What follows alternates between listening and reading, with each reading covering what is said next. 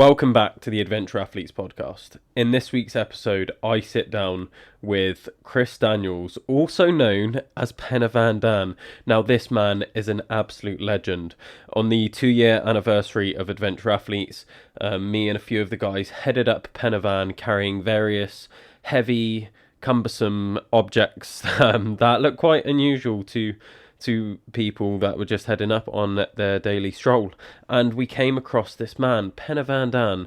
Now, Lee pointed him out. Lee had heard about him already, and he was like, do you know who this man is? And Penna Van Dan is basically going for the world record of the most summits of Penna Van in a year, and he's doing it for an amazing cause. And I heard a little bit about the story, and I knew that I had to have him on.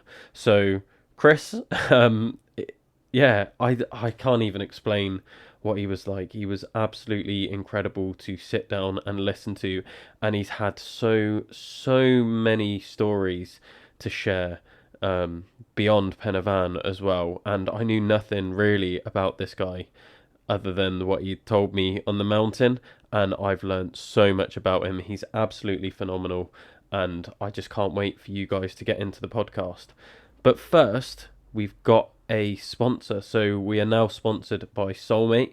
They're a running shop based in Merthyr, and I'm going to let Paul give you a very brief introductory ad to the store. We're Soulmate. Whether you're new to running or an experienced runner, we've got you covered for both road and trail, from shoes to nutrition to running poles and everything in between. Use code ADVENTURE10 both in store or online for 10% off your order. And now, welcome back to the Adventure Athletes podcast. So what was your call to adventure? Back in 2014, I'd only just returned to sort of training of any kind after a 30-year absence. I used to sort of run back in my late teens, early 20s. I wasn't very good at it, but I was okay. I enjoyed it, you know. And I then came down with something really bizarre called pigeons lung, which, believe it or not, I got from having budgies in the house. They were clean, yeah, but like if there's any kind of like budgie feces anywhere, and you've got like issues with your lungs and what have you, it causes problems, and it developed into really serious asthma. So I went from being able to run marathons, half marathons, you know, quite often, to hardly being able to run at all. So at the age of about 23, not being able to run, I started cycling. I'd never ridden a bike before in my life, and I started cycling. I did that up until I was about 28, 29, and then, God, I really stupidly decided, well, I'm not getting anywhere with this. And there's a thing you'll probably find as we get into this talk, that when I get into something, I really get into it. And I thought, well, I'm putting all this effort into cycling. I'm never really going to get anywhere with it, because it was different times then. Yeah. And I thought, I'm going to give this a rest, and I'm going to try making my hobby my job, which was good in some respects, but really, really bad in others. So for the next 30 years, I kind of did that. Job-wise, fine. Work-life balance, not so great. Exercise, more or less non-existent. So I just got back into sort of very, very basic training when I was about 48. And I thought, yeah, you know, great, you know, I'll stick at this level now. I won't be stupid. I shouldn't have given it up. And about a year later, my wife Rita was diagnosed with bowel cancer. And this was a complete bolt out of the blue. We knew nothing about bowel cancer, other than, you know, the vagaries that most people know. This was back in 2012. So the charity I came to volunteer and have a lot of time for Bowel Cancer UK. They were very small at that time. There wasn't any bowel cancer UK people on the ground in Wales. So our sort of view was that people in their 70s got bowel cancer, and she was 48, and she was incredibly unfortunate, because in most cases with bowel cancer you get a tumour that, if left unchecked, will grow. It'll break through the bowel wall, and then it really starts to spread to other parts of the body. Her tumour was incredibly small, nowhere near the bowel wall, but unfortunately it was a very rare sort of variant of the disease where it spreads through the blood, and we were told almost instantly that it was palliative care. It could be treated, but it couldn't be cured. And you can imagine what this does, to your life. I mean, we'd been together since we were 17, and everything everything just disintegrated. But Rita was an incredible woman. She, like so many other people I've come to know who've had this disease, I'm not saying this is the right way to go about it. Whatever way you deal with cancer is the right way to go about it for you. But for Rita and many others I've known, the way to go about it was to say, well, all right, I can't do a huge amount about me, but how do I stop other people getting this illness? And she started, volunteering for campaigns to let people know you can get bowel cancer if you're younger than 50. In fact, I've known people in their 20s get it, unfortunately. But she volunteered for campaigns like that. She did a lot of work to get the message out there. And I was feeling a little bit inadequate at this point because I wanted to do something to help, but I couldn't quite work out what to do. And by chance, somebody said to me, well, why don't you do something like a sponsored something or other, a walk, a run. I thought, well, I still can't run because of the asthma, but I'd got back into cycling. So I thought, I'll try some cycling. So the first event I did, was a 200-mile ride on a very, very basic turbo in the Red Dragon Centre down in Cardiff. And you can download the software, pick your routes and everything. I stupidly picked a Tour de France route, which I was nowhere near capable of doing at that time, or probably now. For the first day, oh my God, I couldn't walk the end of the first day. They sort of drove me home in the van. Oh my God, I got to go back tomorrow and do another one. And it was absolute hell. But it raised a load of money, yeah? It raised a ton of money, so that was great. So we thought, well, we're on to something here. And we started looking at other options. And by sheer chance, around that time, somebody up in Scotland who knew us, lovely lady whose daughter had passed away from bowel cancer.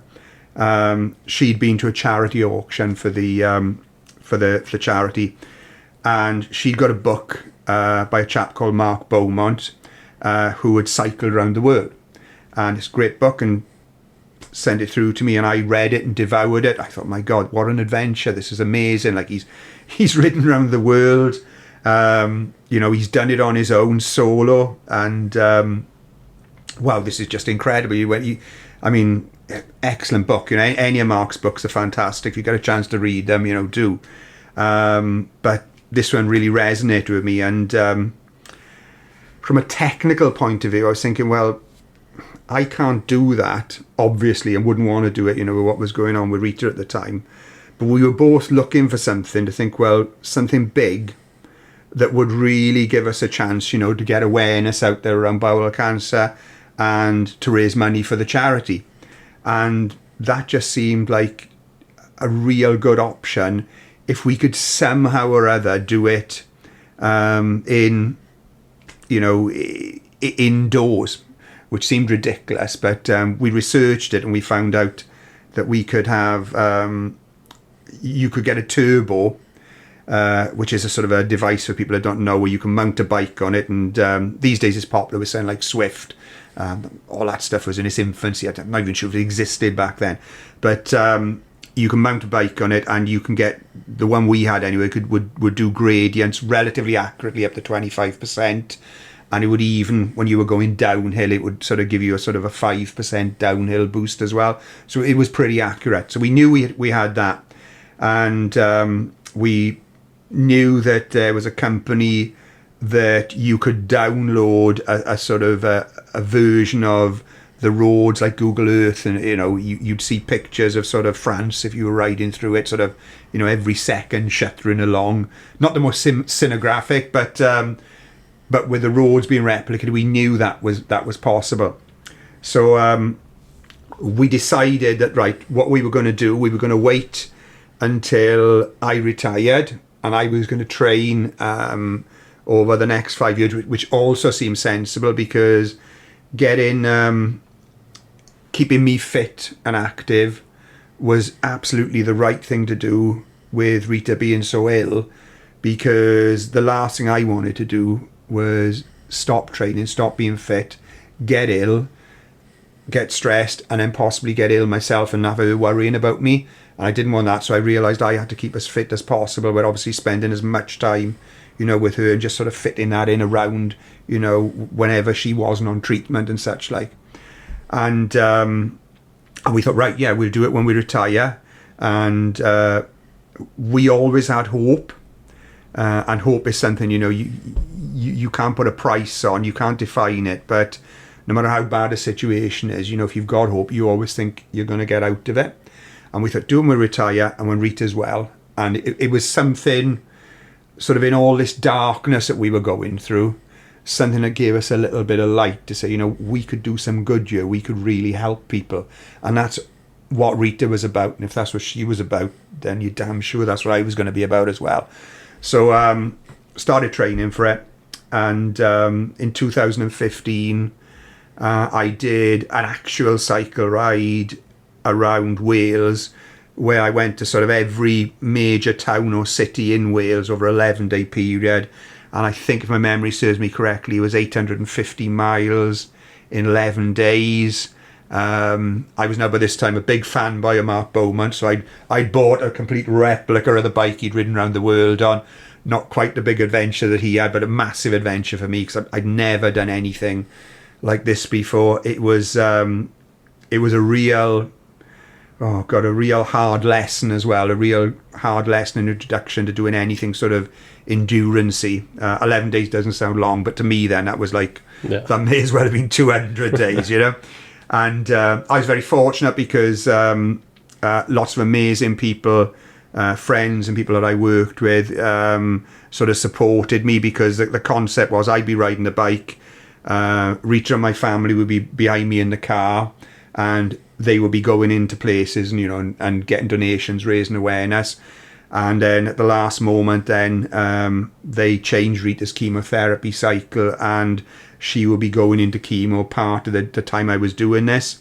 And there was no way on earth she was letting me not do it, because we had quite a good bit of publicity around it by this point. And so all these people just sort of rocked up and just rode with me and supported me. And I got through it. And it was absolute hell on earth. It was but it was also kind of like fantastic, because I got to see Wales, well, all of Wales, it's a country I live in, obviously, but I got to see Wales in close quarters, when you're riding through sort of Snowdonia, and it's a beautiful day in the middle of July, and you're in the middle of more or less nowhere, but you could just see all that wonderful countryside, you can breathe that fresh air. It was just fabulous, it was just fabulous. And it, really good for the soul, which is something certainly I needed at that time.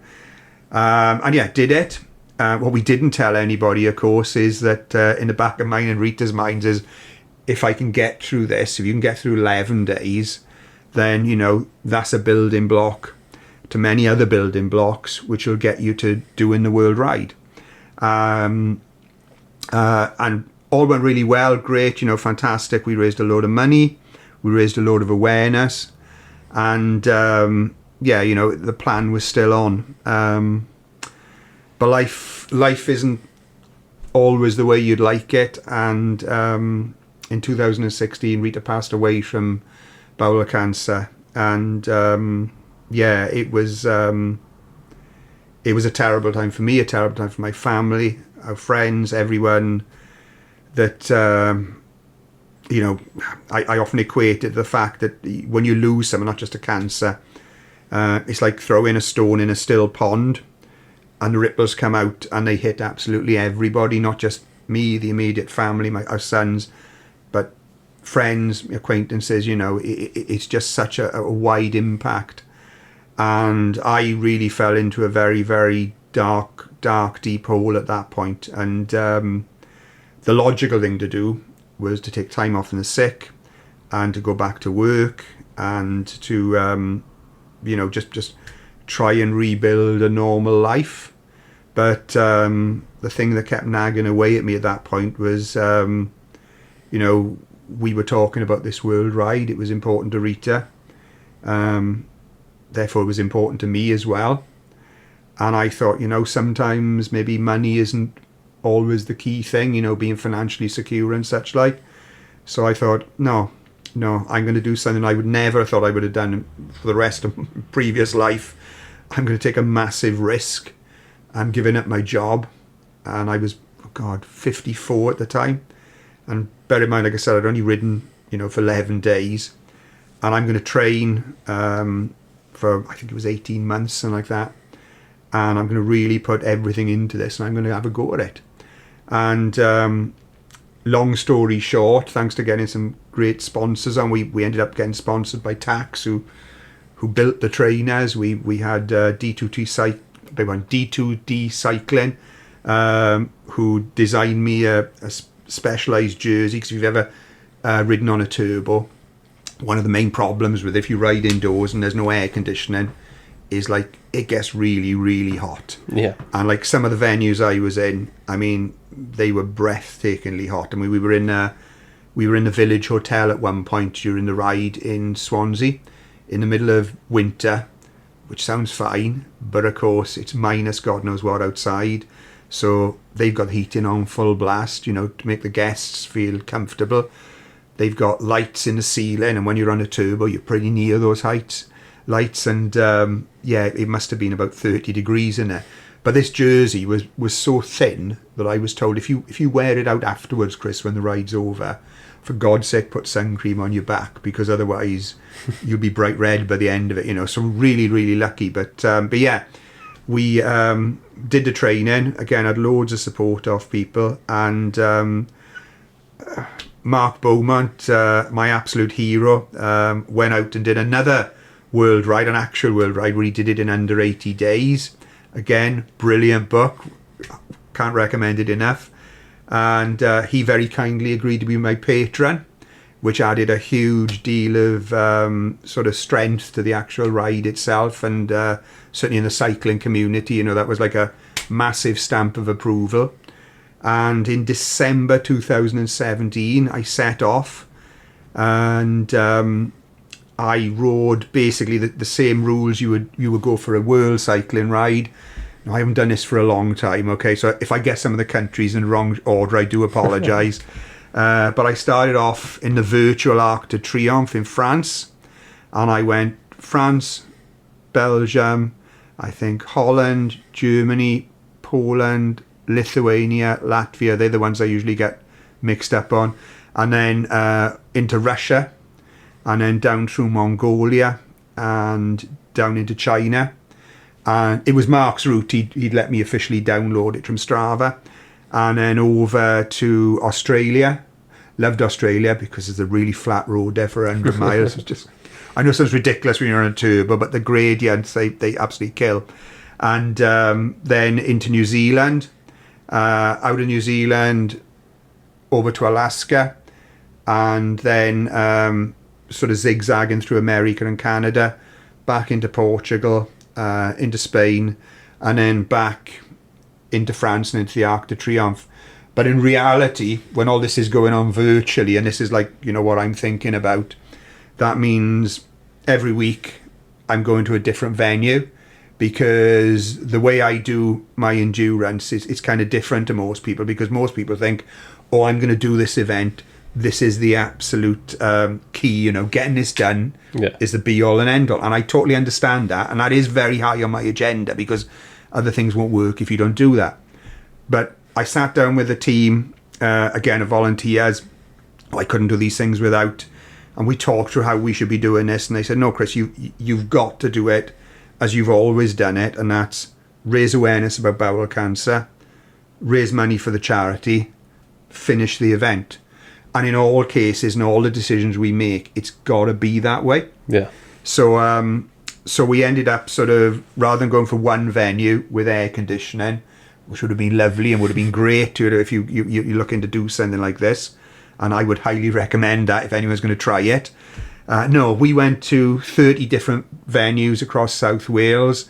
The most we were in a venue, I think, was 2 weeks. So that meant quite often going to different places and setting up every day. So, for example, we were in Friars Walk in Newport. We were actually outside, obviously under covers, but in the middle of winter.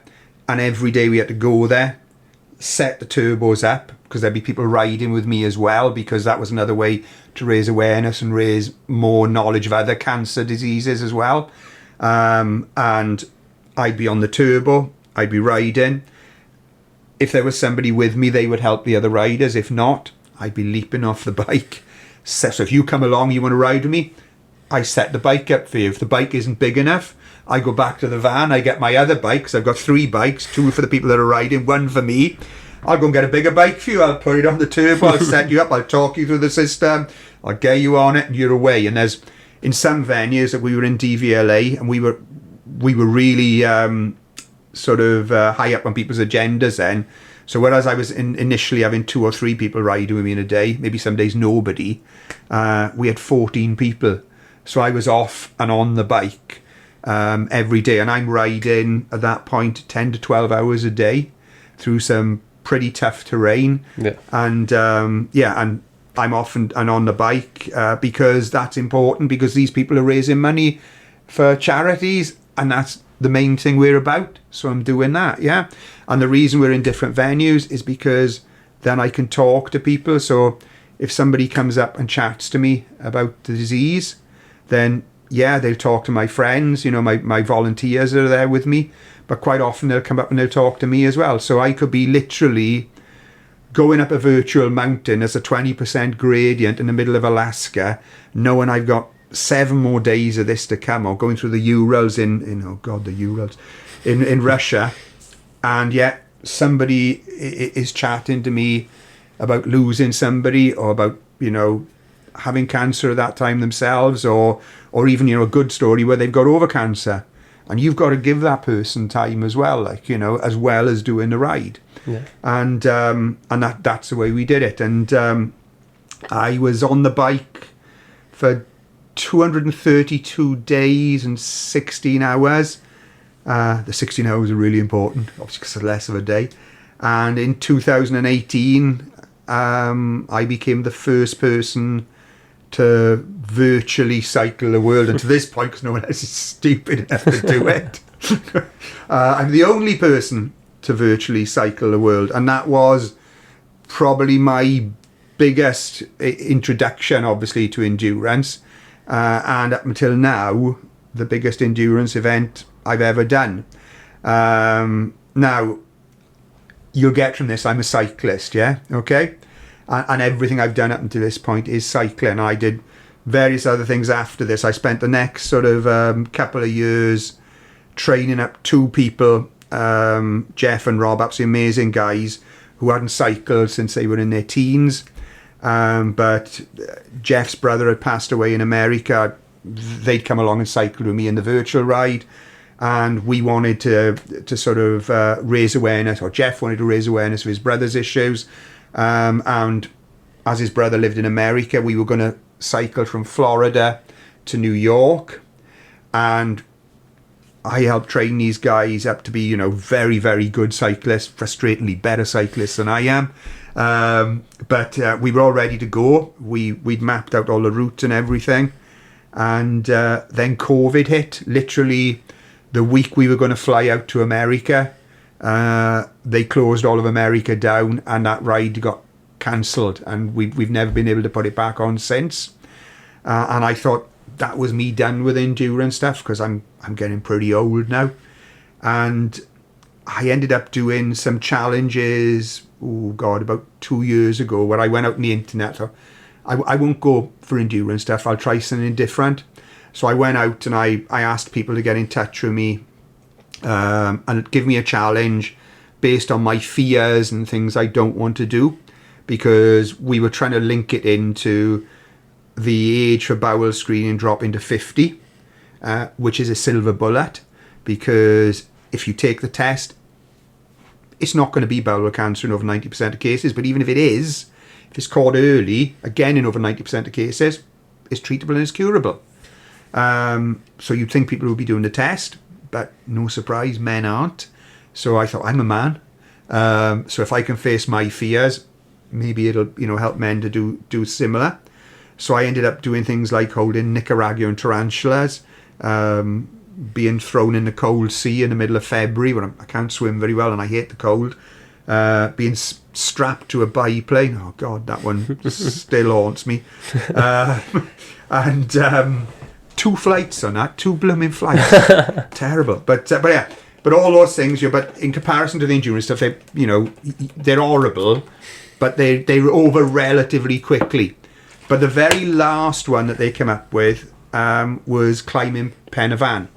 Initially, they were going to have me do Ten y Fan, but because some other bright spark decided I should run the London Marathon, that didn't work with the timelines. It just wouldn't have been able to do it. Yeah. So we decided I'd do the London Marathon and I'd climb Pen y Fan 50 times after that.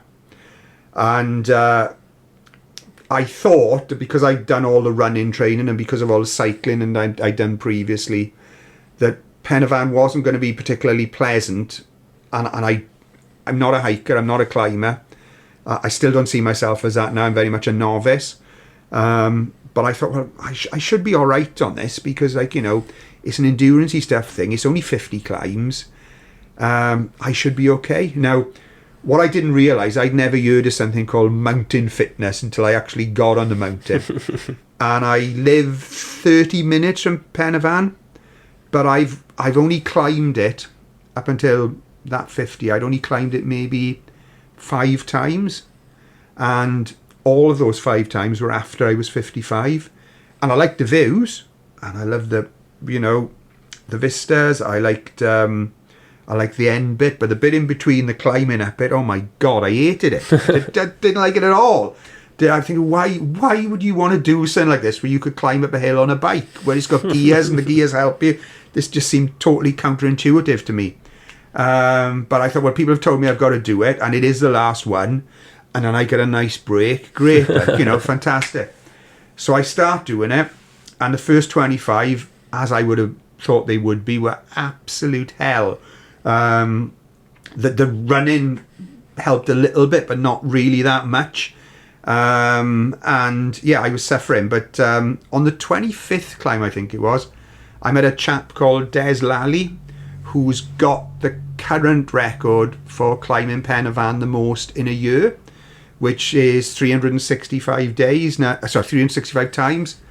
365 days. Everyone knows a year is 365 times, but it isn't one a year. Like if you read the newspapers and the media, they've sort of made it look like that because it sounds nicer, but as Des said, no, that's not the case. He said, it's sort of, he was fitting the 365 in across a very, very busy lifestyle. So Des is working and he's going up there sort of 7 o'clock in the night and climbing it 3 or 4 times, in God knows awful weathers. Yeah. And I think the last month he had to do sort of 50 climbs because, again, he wanted to get the 365 in, and the weather was just terrible.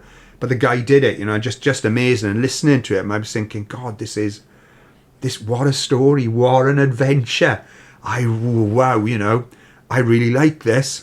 And this is all on top of the mountain, literally on top of the trig, and it's coming down. And on the way down, Mike, who works for Bowel Cancer UK and sort of puts on the events for them, was coming down. And I was chatting to him, and I was saying, Mike, that guy Des, wow, he's incredible, isn't he? He's done. Oh no, I said, I really fancy having a crack at that. And he said, Chris, he said, you remember the conversation you had with me after the ride, where that's going to be your last big endurance event. You're getting on a bit now. It was really difficult, and you said, if I ever, I've got to talk you out of it. He said, I'm trying to talk you out of it now, mate. He said, you've done enough. You don't need to do that. And I no, it'd be great. So by the time we got down, I was doing it. It was simple as that, It was the wrong time to do it in some respects because people had already been donating to these challenges. And I couldn't really ask friends and family because I usually have at least a 5-year gap between doing anything. And so I thought, well, I'm not going to ask friends or family or volunteers to get involved this time. I'll sort of do it, I'll think of another way of doing it. And I literally started training, well, more or less, once I finished the 50, I just carried on climbing the mountain. And I say it's all new to me. Since July last year, I've spent my time sort of speaking to people who are hikers, people who are endurance runners, people that are trail runners, trying to pick their brains, trying to see, well, what's the best gear, what kind of kit should I have, what's the benefit of walking with sticks. I mean, I couldn't get that. My mate Rob, who's a Tenavana, just changed my mind, and it blew my mind when I used sticks for the first time. They're incredible. They're good. What if there was a piece of tech like that on a bike? That would be fantastic. They are great. But yeah, so I've started sort of buying hopefully the right gear, hopefully the right trainers, hopefully the right shoes for when the weather's appalling, and getting crampons and getting used to walking in the snow and the ice and the rain and the hail and all the awfulness that happens on the mountain.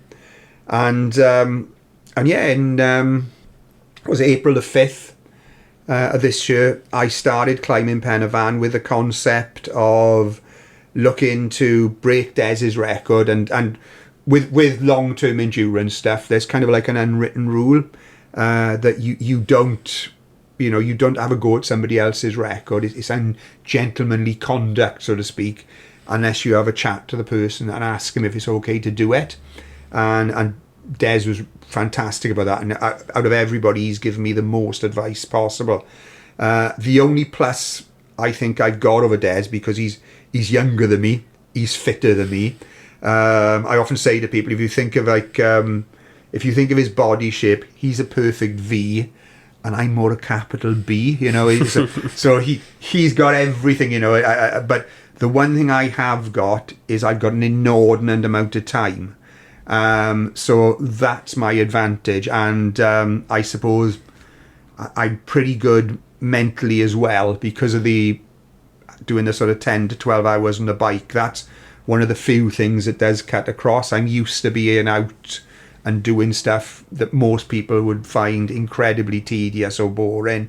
For 10 to 12 hours, I can eat that. That's no problem. So 5th of April, I started climbing the mountain. My plan is to do it ideally 15 times. That's 3 times a day, 5 days a week. I've learned a bit of a lesson from the cycle ride where I took 3 enforced days off, which I didn't want to take, one of them being Christmas Day. But yeah, this time I'm taking a couple of days off every week to recuperate and to fit everything else in life that you've got to do. But I know the number I want to sort of do every week, and ideally I want to keep that to sort of 15 as long as possible. I do realise, however, that the mountain being the way the mountain is, there are going to be some times where that's not going to be practical, where the weather may be so bad. I don't want to be in a position where I'm going up that mountain and the wind is so bad that if something happens to me, the people from Mountain Rescue have to come up and get me, because that's putting their lives in danger. So I'm not going to do that. I'm not going to do anything foolhardy. But, as long as it is climbable, whatever the weather is, I'm going up there. If I have to drop it through fatigue or illness or injury, the lowest I'm hoping to have to drop it to is 12 climbs a week. But ideally, I want to keep it going at 15. And so far, it's day, I think, 45 today, and I'm up to 96. So that's well ahead of where I want to be. But again, going back to the cycle ride, everything was going great there, and then I bent down to plug something in, and I ripped a back muscle, and that was in February, and spent the rest of the ride then going to a very, very kind physiotherapist who was sorting me out for free. But my God, that was really, really painful 4 months sort of riding, with a ripped back muscle. It wasn't pleasant. And I know that at some point or other, my body, some way or shape or form, if I'm doing it for a year, something's going to give way. Yeah. Hopefully it won't be anything big, and that might knock me back a bit. I could have colds, the mountain road could be closed. I'm a terrible pessimist. I always look on for such an optimist, when it comes to this, I'm a real pessimist. I'm always thinking something could go wrong. So I just want to get as many climbs in as possible over the spring and the summer to give me a real big buffer. That doesn't mean to say I'm cutting back in the winter. It just means that if things are really bad, and if things are closed, if I do end up being ill or injured and unable to climb, at least I've got a buffer there. People ask me, how many climbs do you want to do, Chris? Well, for me, and I think for all people, who do long endurance stuff, that is an answer you don't want to give, because so many things can go wrong when you're doing something over such a long time period. So I always say to people on the mountain, look, I've done 96 or whatever is this moment in time. I'm hoping to do sort of between 12 and 15 every week, 15 for as long as possible. You multiply the rest of the weeks up and that, and then that'll give you some idea if everything goes well. But of course, everything could fail. So if I can get to 366, then that'll be fantastic. But I would like to do more. Yeah. But, we'll just have to see how it goes.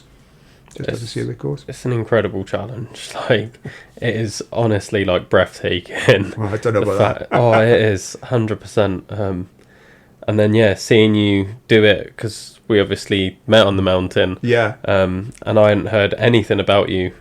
And then I was just like, wow, he's actually doing that. And then hearing you be like, come up 5 days a week, 3 times on those days.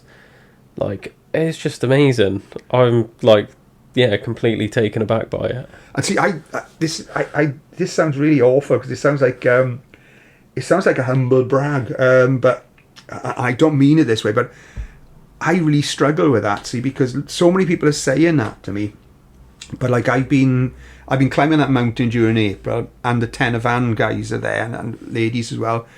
I mean, and they are running up and down that mountain like 6 or 7 times in training, right? Okay, they're doing it in training, and then I had the privilege to see them doing Tenavan, because I was climbing a few extra that day because I wanted to give them some support, and they were just absolutely phenomenal. And Lee was with us on a day, and I'm like, he ran, was it 32 kilometres over mountains before he even came up Penavan that day, and he looked fresh as a daisy, and so I really struggle with that, because I'm thinking, if somebody who was really, really good at this had a crack at it, Des is really good. The thing that hampered Des was he has a life, which is great. That's what you want. You want a life, yeah? So he couldn't do it like full time. But if somebody really good, really, capable had a go at this, that would be fantastic. And I'd like nothing better than that. Like, I'd love somebody to have a crack at my world virtual cycling record as well, because I think that could be, a younger person could blow that out of the water. But realistically, I would think somebody's more likely to have a crack at the Penavan one, because, the mountain's there and you need the kit and everything, but then you just need to climb the mountain. Whereas the cycling one, it's quite a costly thing to sort of set up. But yeah, I find it really odd. See, I don't think 3 a day is... It doesn't seem... a huge thing to me, and that sounds terrible. It is really. I find it really. I'm not finding it easy, but I just think these guys could like cream this, surely to God. You say that, but it's the thing that's like admirable about it isn't the fact that it's like you're doing like 3 in a day, because like you said, that you got the Tenafan guys going up there, you got them training and everything. It's the consistency of it.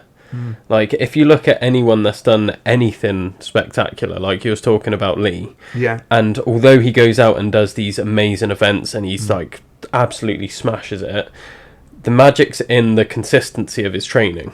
Like, he can only do that because he's so consistent in his training. Like, you look at anyone doing anything like that, and it's the consistency that like wins it. And you're consistent with it. You're doing it 5 days a week consistently.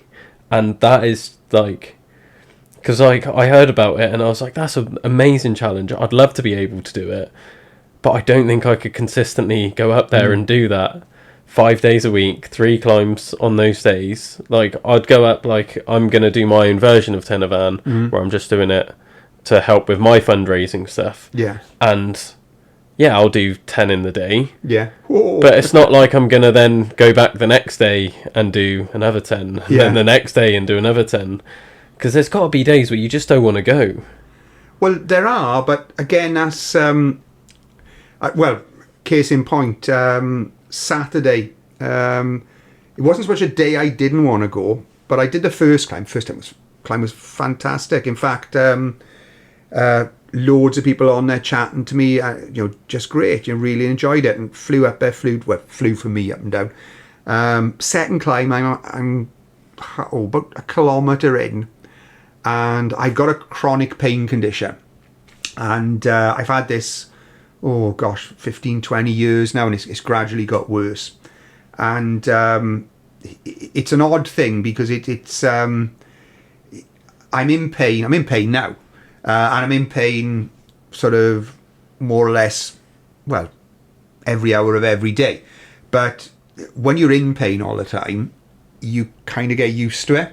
So like if you're looking at the pain from a 1 to a 10, at the moment it's about a 2, which, so I know it's there. If I've stopped doing everything and I'm just sitting down doing nothing, I can feel it. But I can feel it now because I'm talking about it. But like, otherwise I wouldn't notice it. But it can ratchet up, and there's no rhyme or reason as to why it does this. And on Saturday, it went from a sort of a 2 for the first time when I'm climbing up until about a 7 to a 9, and it was sort of yo in between those. And I'm a kilometre in, and my meds are back in the car because this hasn't happened so far, so I haven't carried them with me. And even if I've got them, they're going to take about 45 minutes to kick in. So I'm thinking, do I stop now? Because every step is hurting, and it's irritating me that it's hurting, because I know at this point in time my legs are okay, my back's okay, and my arms are okay. I'm not ill. I've just got this blooming issue, and it's really, really painful. And of course, people are still coming up and they still stop me and say, "Oh, you Pen Van Dan," and they're asking for photos and everything. And back to the old, raise awareness, raise money, finish the thing. So I'm, yeah, and I'm having the photos and everything, and I don't let on to them, because that's not fair, because they wouldn't, they're having a nice time on the mountain, they're seeing me on there, they want a photograph, they want a nice experience. I'm not going to bring them down, so I'm stopping, and like that just makes the climb longer. The second climb's always longer, because I go up the first time and people see me, and on the second time they stop me and they talk to me. And like I say, because I'm after the record, but because I'm after raising awareness, that's more important to me. But so it's slowing the climb up, and I get to the top, and I'm thinking, geez, I'm in a agony here. And I don't know why I'm laughing.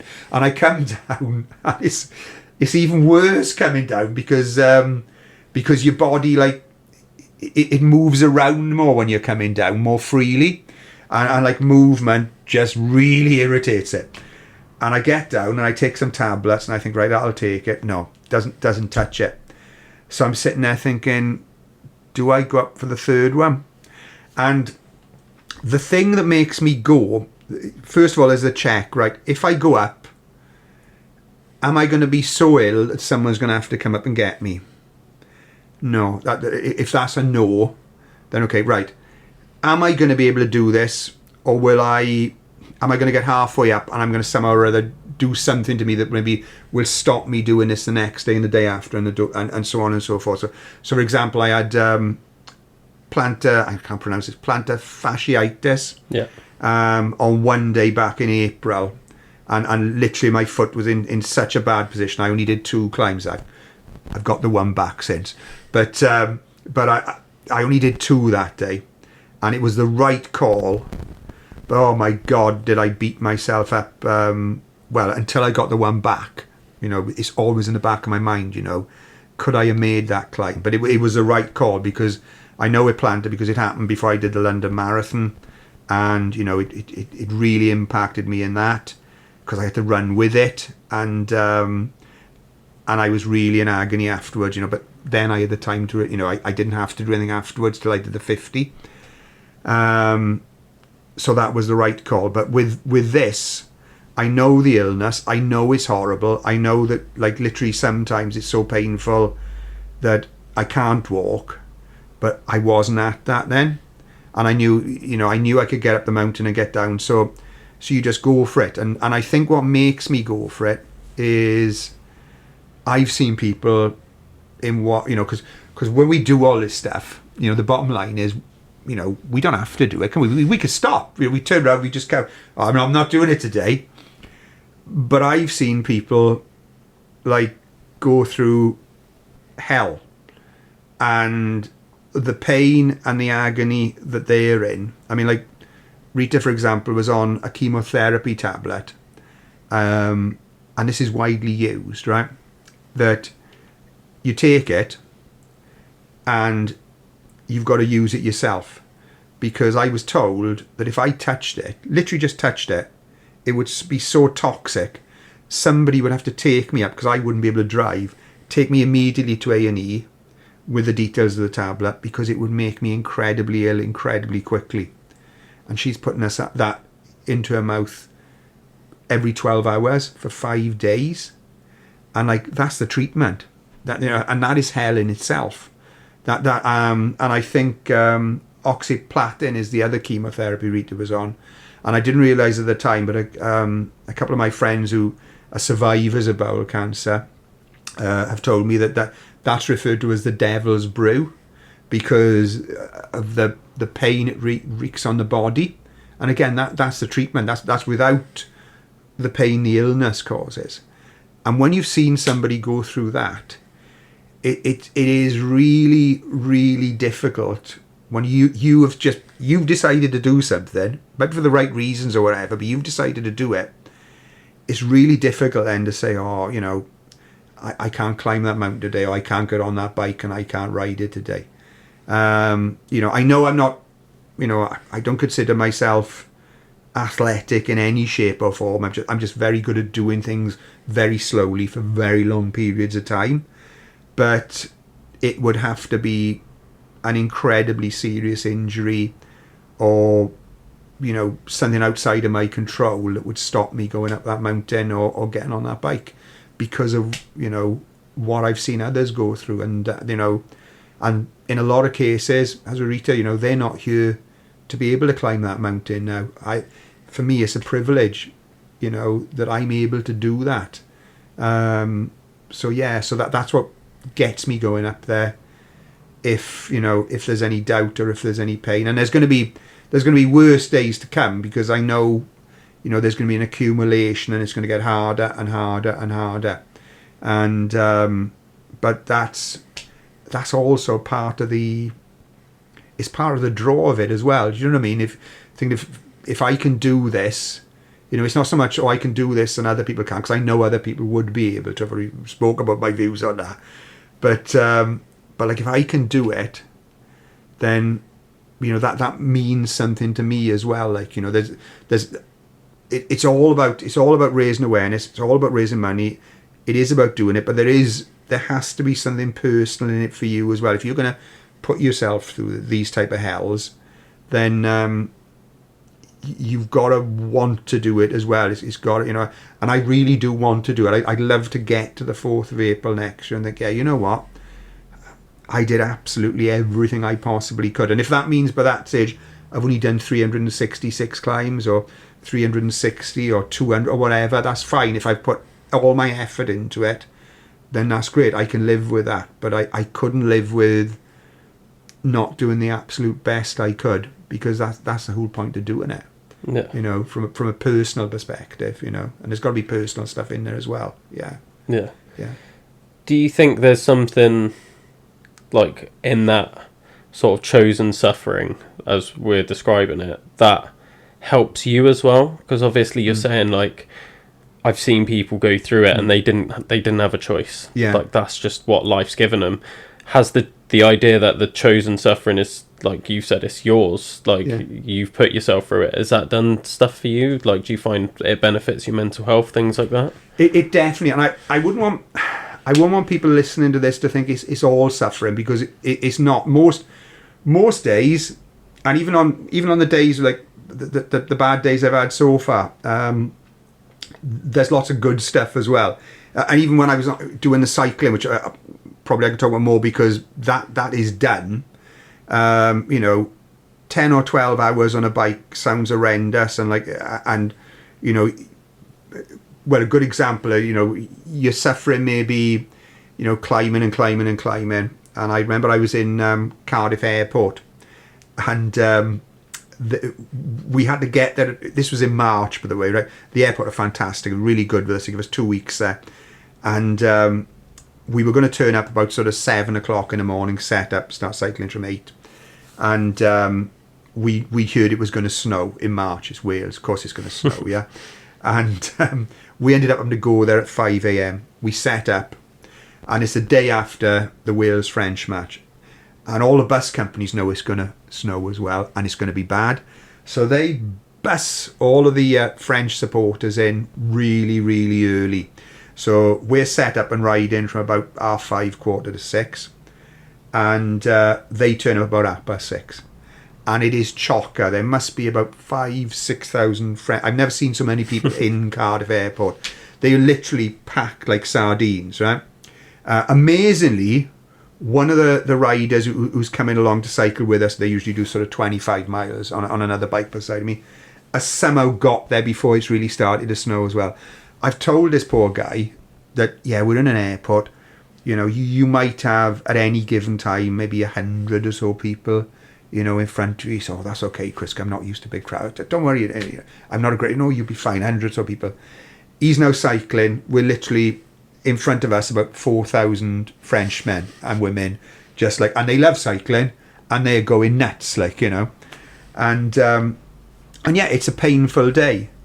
But at one point, all these French, and they're on like various different levels, they all suddenly burst in to La Marseillaise, and they're all... So I am a cyclist, right? Okay, this is the closest I'm getting to the Tour de France, and there's 6,000 French singing their national anthem to us.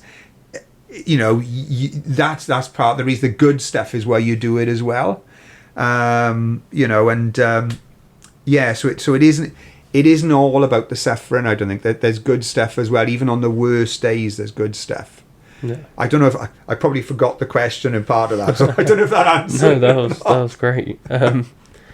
With it then, because you've done this cycling challenge, which I had no idea about, and that's blown me away. Which one's been harder so far, the Penafan one or the cycling? Yeah, it's a difficult one. I think the cycling was a hard one, because I think I remember the question now. Sorry, your previous question. Right. I think with the cycling, it was a bit of a, even though I didn't realise this at the time, it was kind of the equivalent of a pilgrimage, because, you know, you're saying about suffering, and, you know, am I doing the suffering, you know, because I've seen other people suffering? Do I feel guilt, for example? As you know, all these questions have gone through my head since, like, you know, am I feeling guilt and what have you, because it's not me, you know? And yeah, you know, I'd be lying if I said part of it wasn't that. But I was in a very, very, very different place mentally then, because it was fresh after Rita had passed away, than I am now 10 years later. You know, when I'm on the mountain now, you know, and I'm chatting to people, you know, I'm far more relaxed. I'm far happier. Yeah, I'm in a less dark place. Whereas with the cycling, it was kind of like relentless, because, you know, the training before it, everything was just like, it was my entire life, you know. Partly, I think, because I was maybe, like we all do, running away from the reality of what life had suddenly become, you know. And then life is, you know, suddenly it's gone from being, you know, everything you ever wanted to suddenly everything's just been taken off you, you know. And it's unfair. It's not. And then you're thinking, oh, that's awful, because, like, you know, I'm thinking this, I'm still here, she's not, you know. And you go through all of this, all the, you know, the normal grief stuff, and then I'm, you know, so I'm throwing myself into the cycling. So the training was, you know, was brutal, because I had to come from zero. At least with this, I did have to get mountain fit, but I didn't have to come from zero. I sort of, you know, the phrase I use, I came almost like from couch to 18,000 miles, you know, and that's a hell of a long way. And with the cycling, I was very much pushing it, you know, that I wanted to get the money, I wanted to get the awareness, but I was also battling that thing with the, you know, because it was new to me, trying to balance that up against trying to get the record as well. And I was thinking, I've got to get the miles, and I've got to get the miles in. And because I didn't have the days off, it just got, you know, it just got darker and darker and harder. And I don't know if you find this, but like, when I do long endurance stuff, and I spoke to Mark Beaumont about this, and I've spoke to a couple of other people that have done it, and they seem to have it as well. But I haven't spoke to many people about it, if you see what I mean. But when I was doing the cycling, you know, you've got like a myriad of emotions in your head. Well, after about sort of say 3 months, these start like strip away. I don't know whether it's your body saying like, oh God, you know, this is the new normal now. He gets on the bike every day. He's on it for 12 hours. You know, he sets the bike up, he takes the bike down, he drives, God knows, back home, however far. So we can't do all of this. We've got to stop doing some things. So, or you know what? We won't let him have all the emotions. We'll give him, what does he need? We'll give him severe depression, because he seems to really like beating himself up all the time. Thanks, yes. So it leaves me with that. Then we'll give him like absolute bursts of joy, because he does seem to like that as well. We'll give him a bit of that, and we'll give him a sort of a zoned out as well. The zoned out's the best in the world, yeah. The zoned out's great, because sometimes you know, you're cycling along, and like suddenly 3 hours have passed, and you're thinking, geez, what's happened, like, you know. And you look down, and like all these miles have passed, and you think, oh wow, that's great. And then because you've clicked out of it, you're trying to get back into it, and of course you can't. Yeah, then the depression comes on. Then so I'm in a situation where I've just got these very basic emotions, and it's a really strange thing, because you know it's wrong. You know you should have all these other, but I just can't summon the others up. I don't know whether it's because I'm so, like, you're so physically tired. People think, oh, you know, I'm tired. If you've ridden a bike, you know, virtually or outdoors, whatever, for like 200 and odd days, and you're on it for 10 to 12 hours, and you are, you know, pushing yourself to your limits. I mean, they wouldn't be the limit, you know. I know other people are far better at pushing themselves, that they can push themselves further, but, you know, for my limits, I was pushing myself to my limits, and I would be absolutely wrecked, you know. And I'm just sort of balancing it between total exhaustion and being just exhausted enough that I can ride every day and ride well every day. And so if someone comes up to me, and normally this would be a bloke, so they come up in front of me, and they say to me, like, I know if this was on the mountain, I'd be fine with it, right? Okay, because I'm happier. But if they say, oh, so what are you doing then, mate? Cycling the world, eh? Doesn't look like you're going very far on that. Now, like, you know, not even a funny joke the first time, but you know, yeah, funny. But like, I rip these guys' heads off, like, you know, and that's not me. I'm not a nasty person, and I'm thinking afterwards, God, Chris, what are you doing? Like, you know, my crew used to call me the diva, because like a bit of a joke about it, like, you know, and So one of my friends would always bring me blue M&Ms. They'd pick the other M&Ms out there, and they'd say, "Oh, here's the blue M&Ms, you know, for Mariah Carey." But I'm sure she's a lovely person. But here's the blue M&Ms. But like, yeah, I wouldn't normally do that. But the longer you're doing this, the worse it gets. I think it's too early in the Pen y Fan case to sort of say whether I'll get like that. Part of the reason is having the 2 days off. Yeah. Is the hope that I don't, because it is. I mean, I wasn't like that all the time on the bike. Like there were other bizarre things where people would come up and they'd say something nice, and like because of the joy thing. And again, I wouldn't do this. I mean, these could be basic. Say someone comes up and says, "Oh, you know, seen you.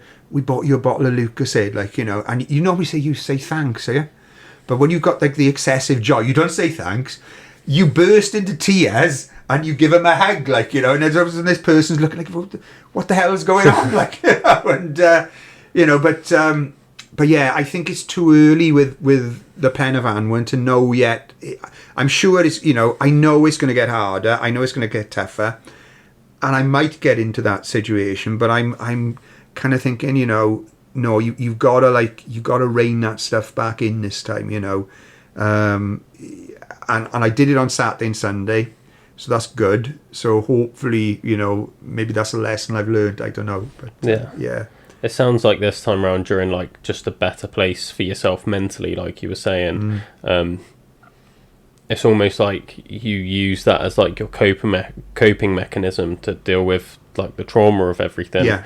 But it seems like you've processed it a lot more now, and you've had that time to reflect and learn these lessons. Yeah, and it's like, again, I'm assuming everybody else does this, but it's difficult to know. But like, if you're doing something like that for such a long period of time, there is no, God shows how old I am now, there is no mixtape, or I suppose Spotify, is that what you youngsters use? Yeah, there is no amount of music, no amount of podcasts, no matter how good they are, no matter how much you enjoy them, that you can listen to when you're doing that. Because long periods, like there were lots of times where people would be coming up and talking to me, but there'd always be like hours where people aren't. And once the music has gone, once the books and all the audible stuff has gone, then you're left alone with yourself. And it does help you, again, because all your emotions are stripped away. It does help you sort of focus, you know, on life and like how you deal with life. And like that, I'm sure that can be nice when you're in a good position and going through it, because it maybe resolve stuff for you and oh, this is the direction I want to go with the rest of my life. But of course, back then, I wasn't in a particularly good position. I just didn't know quite what to do in my life, you know, and it's like, what am I going to do when this ride finishes, you know? What's my purpose going to be? Because my purpose is gone. So hopefully this time, because I'm in a better position, maybe I'll have an epiphany of, I don't know, something, well, you know, you can crack on with this after this, because this is, if Mike was here now, he'd be laughing. This is definitely going to be the last major endurance thing I'm going to be doing. From now on, after this finishes, I'm going to do some stuff, you know, that I've learned to do over these various different challenges. I mean, I want to get back on the bike for starters. I haven't been on the bike in case I got injured, for something like 2.5 years now. Oh God, I miss the bike. But I don't want to stop climbing Pen y Fan either. When I finish this, I want to do some more mountains, and I want to get back to doing park runs, because that's another challenge people got me into from not being able to run to do whether to do every park run in a year. And that was incredible, because of course I thought, well, I can't run again, but I thought they've asked me to do it, you know, so, and I did stupidly go out and say, look, I can't run because of it. So they, great, why don't you run, Chris? Thanks. So I want to get back into park runs, because that's amazing as well. I really enjoyed that. And so, you know, I've got plenty to do, but I want to maybe do it just just to enjoy it, because as great as this is, there's another pressure you get with this that you don't get when you're just doing it for yourself, because it isn't just about me doing the climbs. It's about me thinking all the time, oh God, how can I raise awareness? Can I? That's why something like this is great, because every podcast I get on, every time I'm on TV, every time I'm on radio, they're talking to me about Pen y Fan, which I totally understand and like that, and but there's also an option within that, to mention the charity, to mention, bowel cancer, and I've talked about that today as well. And then if that just gets one more person, to go and get their symptoms checked out, or if that test turns up for somebody over 50, and they'll do it, especially the men, then, great, but that is an added pressure, because that's something you wouldn't normally have. And similarly, looking at the Just Giving page and thinking, right, am I bringing enough money in for the charity now? And, the charity are great. They're happy with anything you can get, but you probably worked out by now, I kind of like focus on things, so I focus on that as much as I focus on the Pen y Fan thing as well, and don't get me started on social media. Oh my God, harder than the climbing. But so it's a strange one. I'm at a similar point now, because I started doing challenges in like 2019, and I just did them for me, you're saying, I just got into them and I got hooked to doing them.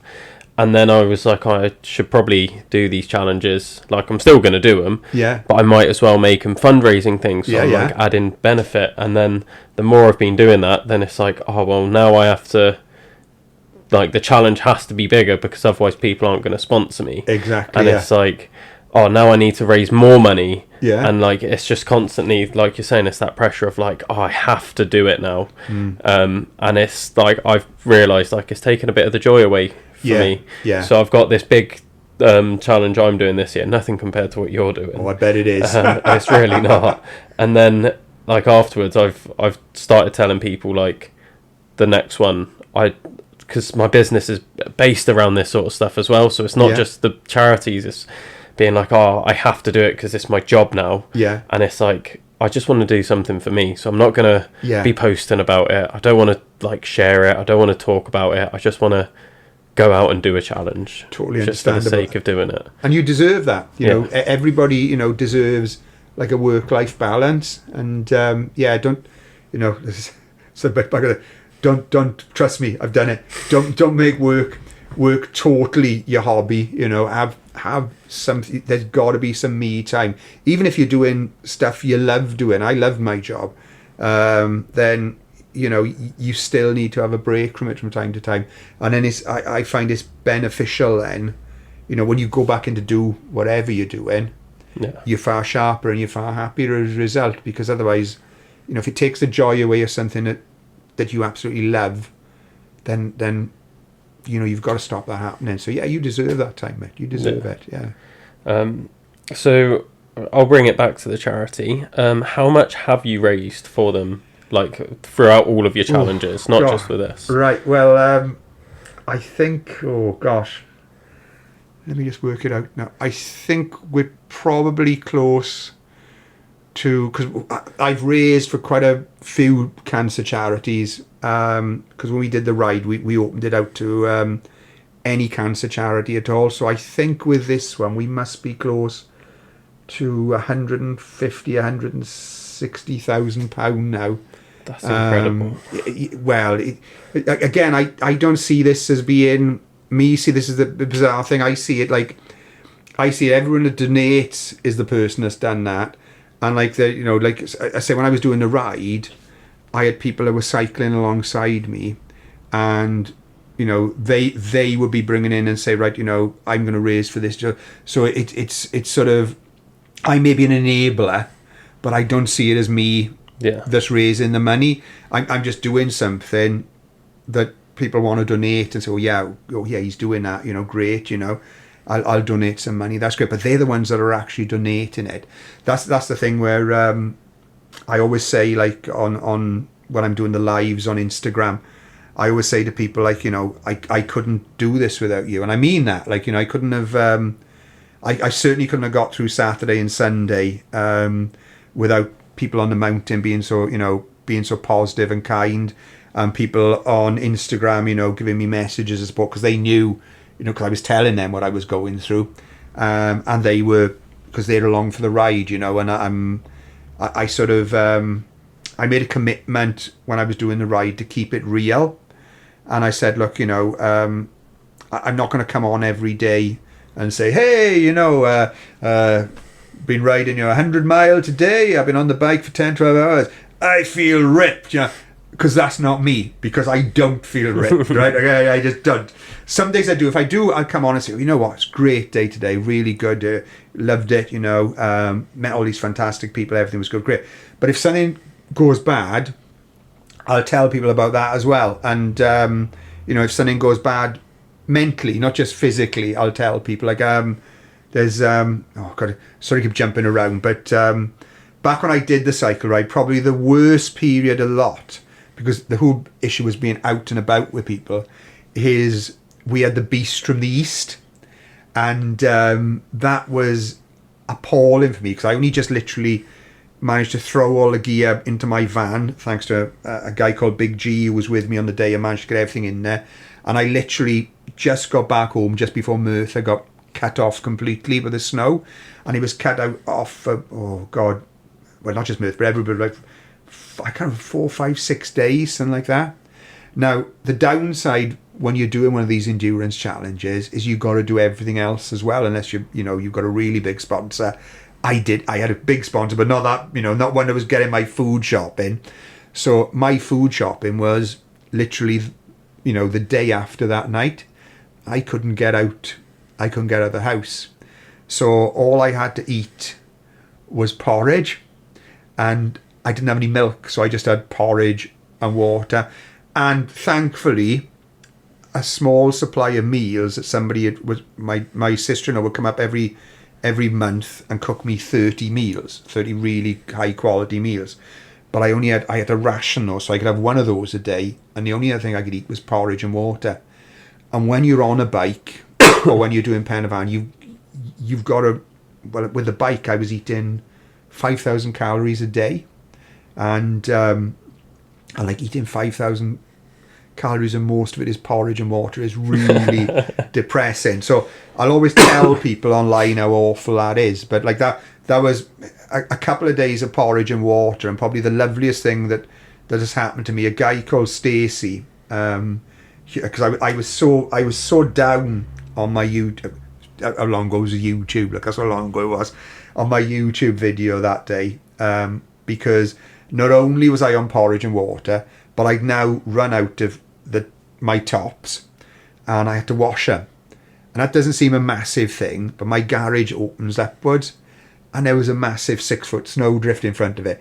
So now I had to go down, after cycling for 10 hours, I had to go down and dig my garage out so I could do the bloody washing. And I was just so down. And this guy walked 3 miles in these appalling snowdrifts with a shovel, and came up and dug my garden out. Not just the garage. He then drew an enormous lewd sign of male genitalia on the front of my garden for a laugh, and left, which is but like, it's just interesting, like, you know, some of the dark times, you know, something like that comes along, like, because someone had saw that, they couldn't get there, so they got to someone else who got, and eventually got hold of him, and he said, yeah, and this was like a mile and a half uphill as well, like in crazy snow. So yeah, so sorry, I do rattle on a bit. That's, you know, fine. But yeah, so I think, you know, that the money, the sponsorship is great, the support is great. I couldn't do it without those people, without people following me, without people giving me encouragement, and without people being there for me, like when it's dark times, you know. But I also think it's important to keep it real, because the last thing I'd want is somebody to look at me doing this or the cycle ride and think, oh, he's not suffering. Oh, I'll have a crack at that.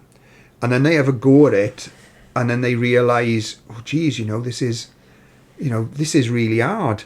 I'm not going to do this anymore.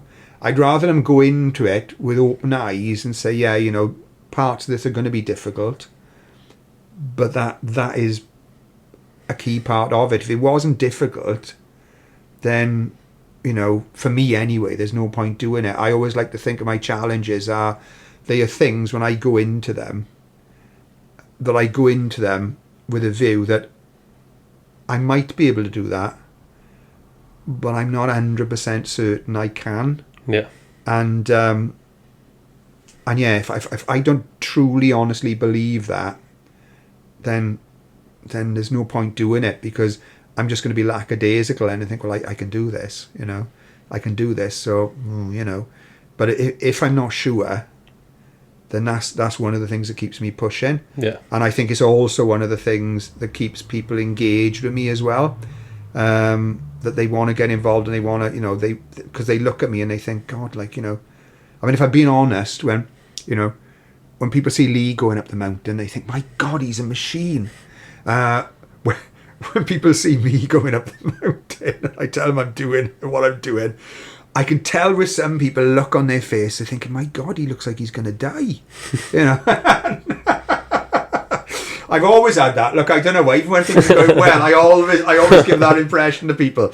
But yeah, I don't know. But yeah, it's got to be something that's worth doing for me, and it's got to be something that's going to really, really stretch me. And this is a lovely one with the cycle ride. I had to get to a certain distance as quickly as possible. With this, it's like it's kind of infinite in a way, because how many climbs is enough that I've got to get to the 365, but if I was fortunate enough to get to the 365, then what happened? You just got to keep on going, haven't you? Do you know what I mean? And there isn't like a sort of like, you don't reach 300 and then right, you can stop now. Like with I get round the world, I can stop. There's no actual, other than the year, there's no physical end date to this. Just how many can I do in a year? Yeah. And that really intrigues me. That does, because I just don't know. Like, you know what I mean? Yeah. And even if I do really, really well, will it be well enough for me to think it's good enough? It's really odd. Like, it's a real dilemma for me. I don't know, but but I'm going to enjoy the adventure. Yeah, I'm going to enjoy it. Every day of it, I am going to enjoy it, yeah. Good. Yeah. So you've done quite a few challenges now. Yeah. Something that I find after my challenges, which I'm keen to ask you about, is after you've done a big challenge, like the cycle around the world, and you'll have after doing Pen do you get they call it the post-race blues, where you get a bit down? Yeah, I know what you mean. After the cycle ride, I don't think it was post-race blues. I had this imposter syndrome, because people will be coming up for me for weeks afterwards and saying, "Oh, you're the guy who did the virtual. Oh, yeah."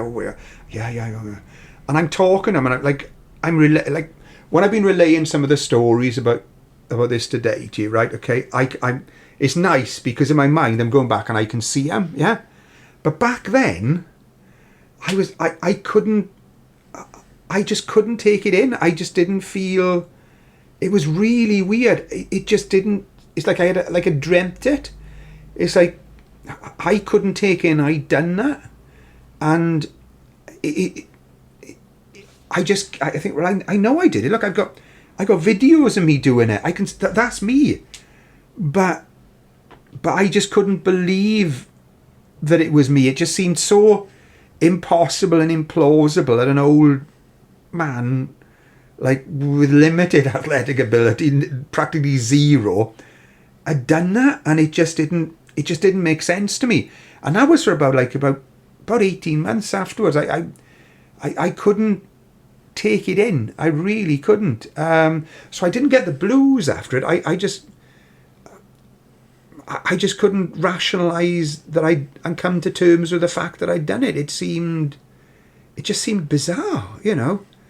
So yeah, so no, I didn't have the blues. I just had. I know you come down from the endorphins. The one thing I did do after I finished, I thought I don't want to see a bike again for a while, but I did do.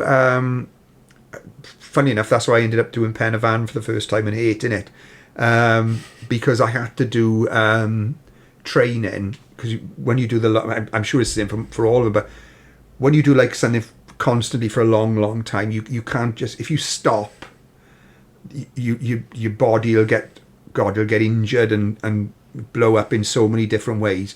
So it's almost like you've got to come down slowly but surely from like sort of 12 hours, slowly but surely over a few months down to like a normal life. Yeah. And I think that maybe helped stop me having the blues as such, because because I'd done the event, but the endorphins weren't crashing. Yeah. Because if you sort of finish and then you stop and have a couple of days off and what have you. Certainly, if I have 2 weeks off training through injury or through, I had an operation at one point, and I had 2 weeks off, and then I had the blues because I'd gone 2 weeks with doing practically nothing, and like the endorphin crash, it just goes off the side of a cliff. And I'm just thinking, God, I'm really depressed, really miserable. I can't, and oh God, I haven't done anything for 2 weeks. I think, God, I need to do something now, But no, with the long one, because of the cycle ride, because of this imposter syndrome thing, I really found it difficult to take on. That I'd done it. The most bizarre thing with this, Mark Beaumont, the guy I took, the guy who actually cycled around the world, he was doing a tour at the time, and he went to Treorchy, and I bought tickets, but they asked me if I'd go on stage with him, which was just fabulous, and like, so he did his first half talking about the ride and his ride, which was just, oh wow, and he had his bike on and everything. It was just brilliant. And in the second half, then, to open the second half, he had me on stage, and like he was asking, and I was talking about my ride, and in front of all these people and what have you, which was incredibly kind of him to do. It absolutely made my year. Not so much to doing it, but he's the equivalent, like whoever your hero is, he's my hero. I can't get over the fact that this guy has ridden around the world twice. He's done it once in under 80 days, and he isn't famous or more famous than he should be more famous. People should know about him and what he's achieved. But as I'm up there, as I'm talking about this, in my mind it's going through I'm saying all this stuff, but that wasn't me. That was somebody else. It was really, really strange. I don't know why, but about 18 months or so, I ended up writing a book because I thought if I don't get it down, then I was worried. I was genuinely worried, and people were saying, "It's a good story. You should write a book." I was genuinely worried, that I'd sort of compartmentalize it and almost try and forget it because it seemed so alien to me. Thankfully it's not now, but I'm really hoping that doesn't happen with Pen y Fan, because I really don't want to go through that again. I'd love to have the blues or something, just some normal stuff afterwards, you know what I mean? But yeah, really strange. Yeah, really strange. Yeah, that does sound, I guess it might be just coming into the territory of just for the amount of time that you're doing it, because it must just seem like a different life now. Going back and thinking about that, it must just be wow, I did really do that. Yeah, I know, it's crackers. I can't fathom, because it is well, it's like doing Pen y Fan now, I'm getting into, after about sort of 11 to 20 days, you get into the rhythm with these things, and then it becomes like a normal way of life, but it is so different to practically everybody else's life on the planet when you're doing it, like, you know. And I got to kick myself sometimes, like, you know, because you know, there was a week I was doing it, but the weather's been great so far, like, you know, but there was a week I was doing it, and it was -10 on the top, and it was blowing a hoolie. It was close to being that limit, you know, where the wind is so bad that you know you shouldn't go up there, but it wasn't. It was about 5 miles below that, so you know, so it was okay to go up. And the hail was slamming into my face, and I was fine with that, because I was thinking, oh, this is great. This is a good reminder of what stupid things go to my. This is a great reminder of what winter will be like, you know. So, oh, great, a couple of weeks like this now, you know, every now and then it'll be good, because otherwise I'll forget winter, and I'll forget, like, because at the time it had been really nice for the first week, and it's lovely, you know, and everything. Yeah. And you think, oh, it's always going to be like this. You forget quickly. Oh, this is good. But I was thinking when I was talking about it in the lives and going, God, I need to watch what I'm saying here, because, like, I don't want to sort of sound like oh, woe is me or anything, because I don't feel like that. But equally, like, nobody else is doing this, but the me that would have been sitting inside you know, an office doing my job, and I love my job, but, like, if I'd been watching that, I'd be thinking, oh, you know, I wouldn't mind being on the mountain now, like, you know, I know it's raining, but oh, it'd be nice to have all that free time to be able to do something you want to do. Even if it's not the mountain, I could be doing something else. Yeah. So I do need to, like, occasionally sort of pull back and think, yeah, you know, God, Chris, you can't moan about something, because look, you're out here doing this. This is fabulous. Like, you know, how many people would, like, not necessarily climbing Penavan, but how many people would want to be doing whatever it is they want to do? I'm basically doing what I want to do with my life. That's a fabulous privilege. Most people, you know, maybe never have that opportunity. For a year, I'm doing something I really want to do. Yeah, it's painful, it's hard, and, you know, but it's great as well. Like, you know, that's good, isn't it? You know, yeah, can't fault that. It is incredible. And the only, like, reference I have to it in my head is, have you heard of Ross Edgley? I haven't. No. So he's the first and only person to have swum round Britain. So he spent over 6 months swimming around Britain. I don't remember. Yes, I saw his. Anything endurance-y like that, I watch. Yeah, I love that kind of stuff. Yeah. So, like, in my head, like, that's the only comparison I can make, because, yeah, I've done, like, ultra runs and things like that, but nothing for, like, the amount of time that you're doing it for. And I just think, like, when he was doing his swim, I went to one of his live shows afterwards, and I got to go on stage with him and meet him and everything. Oh, brilliant. That was, it was amazing. And, like, hearing him be like, yeah, like, for a good week or two after I finished the swim, I was in bed and I'd wake up and be like, where's my goggles? Yeah. And it's just like, you're so focused in your little world then. Like you're saying, it's so different to everyone else's. Yeah. But, like, his thing was going back to, I wake up, I get my goggles on, I check, like, the tides, I check the currents. And that was his world for over 6 months. I totally get that. And, like, for you, it's going to be like, right, I get up, get my hiking stuff together, see what the weather's going to be like, tally up my check climbs. the 3 weather sites, yeah. And it's just like, you've just got this daily routine. Yeah, that nobody else has. That no one else has got. Yeah, but brilliant. This is the awful thing. See, I'm listening to that and I'm thinking, oh God, that just sounds so exciting. that is, I mean, that is... I think it's exciting to talk about, like we're doing now. It's exciting to think about. It's just but exciting. I don't think it's like as exciting when you're doing it, because, like you're saying, like, you're living it. Yeah. So you're, like, talking about is probably like, oh yeah, like, I really do get to do this. But you're going to be on the mountain, like, in the bad weather and being like, oh, this is horrible, or, like, the days Saturday where you're in pain, and you're not thinking, like, how exciting is my life? It's just becomes that pattern, that routine that you've got. I know what you mean. Yeah, you are probably right. But I think you've got to have that, even in the worst days. You've got to hold on to a little bit of the excitement, because the reason you're doing it, like, the bad days make the good days even better. Yeah. You know, when I finished a cycle ride, I mean, it was just amazing. You know, all these people turned up.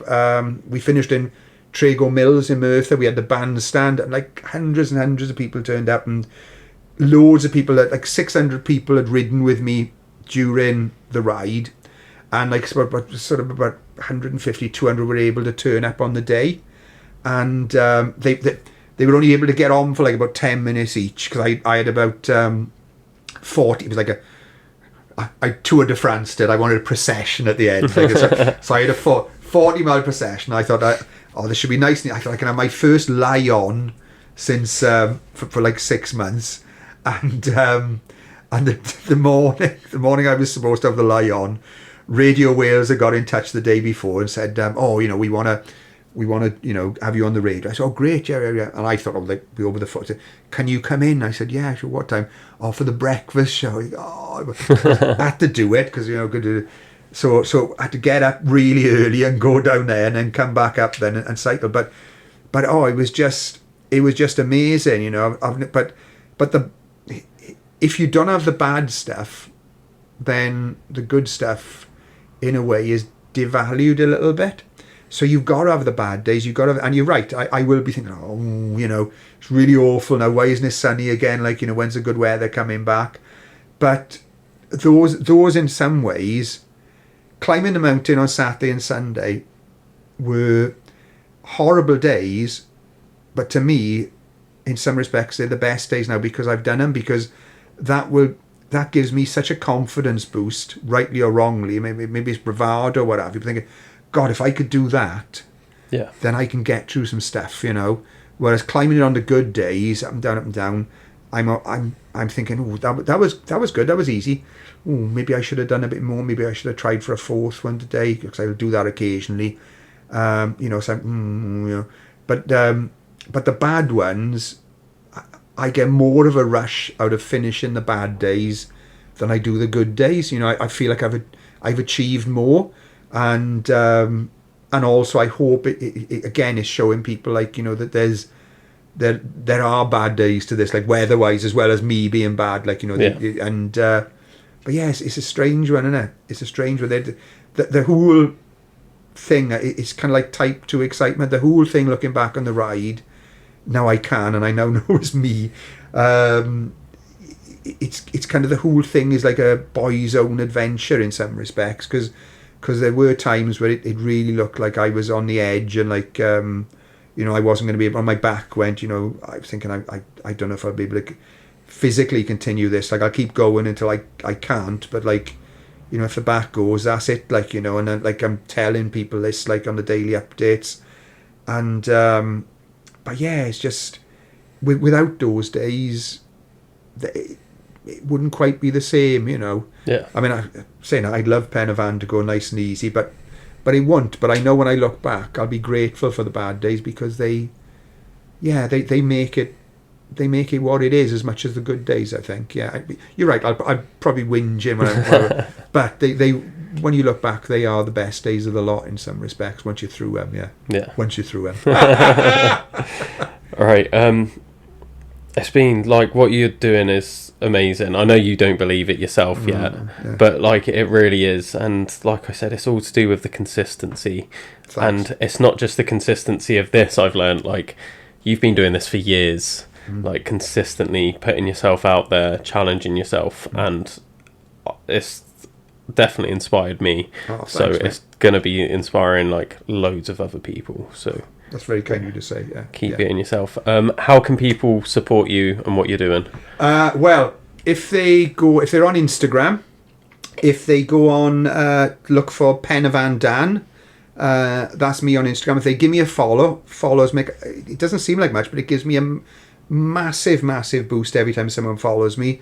And so much has come out of followers over the years that, I just find that incredible. Friend of a friend does something on result of somebody following you, and all of a sudden, you've got thousands of pounds in donations, just through that. It just amazing things happen. Or you end up on, stuff like this, it just comes out of the blue. I meet someone on a mountain and suddenly I'm in a podcast, so follows really help. And if anybody want to go any further than that, my Just Giving page is on my Instagram account.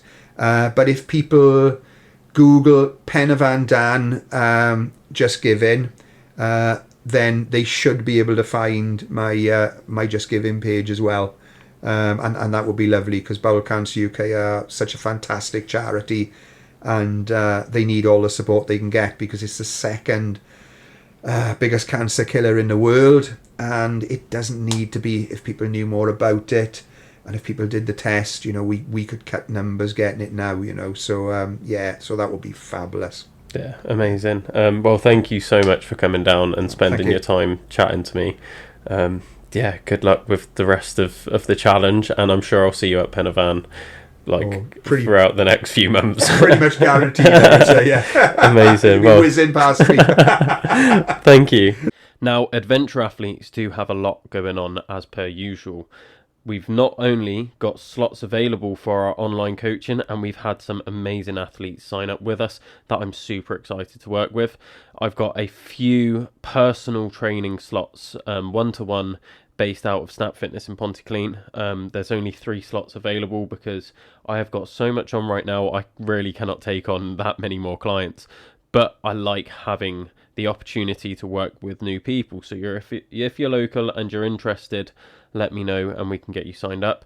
I've got a ton of sports massage slots open currently.